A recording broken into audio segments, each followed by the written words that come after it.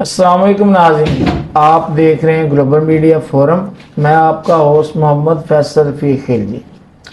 آج ہم گفتگو کرنے جا رہے ہیں، ہمارا ٹاپک ہے جو ایران امریکہ جنگ۔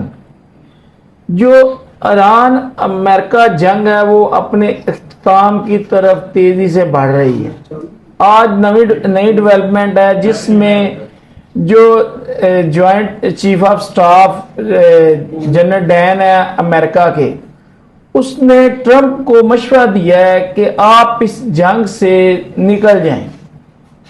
صرف فضائی طاقت سے کہیں بھی نتائج حاصل نہیں کیے جا سکتے، لہذا اس جنگ سے نکلنا دانشمندی ہے۔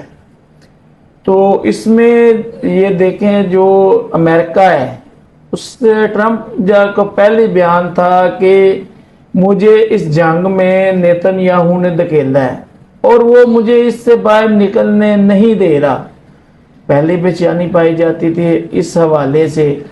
اب جتنی طویل ہو چکی ہے جنگ، جو اتحادی ہیں، جو امریکہ ہے، وہ تھک چکے ہیں۔ نیتن یاہو بھی اب نہیں نظر آتا اس جنگ میں۔ امریکہ کی کوشش ہے کہ کوئی فیس سیونگ مل جائے جس سے میں اس جنگ سے نکل جاؤں، کیونکہ اب جنگ جو ہے نا امریکہ کے گلے پڑ چکی ہے۔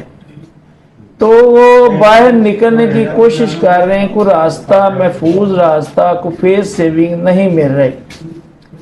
جو سربراہان ہیں فوج کے، وہ سب جنگ کے مخالف ہیں۔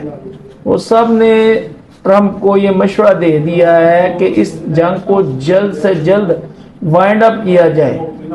امان کے ساتھ بھی امریکہ کے مذاکرات ہو رہے ہیں، جو کہ تقریباً معاملات طے پا گئے ہیں۔ اب امریکہ جو ہے نا وہ آبنہ ہرمز کے کھلنے کا کوئی ایسا رستہ، کوئی درمیانی رستہ چاہتا ہے جس سے اس کی بھی جو ہے نا وہ فیس سیونگ ہو جائے، وہ بھی اپنے آپ کو کہے کہ میں اس جنگ کو جیت چکا ہوں۔ لیکن ایسا کوئی بھی ایسی صورتحال نظر نہیں آ رہی جس سے امریکہ جو ہے وہ محفوظ رستہ ملتا نظر آئے۔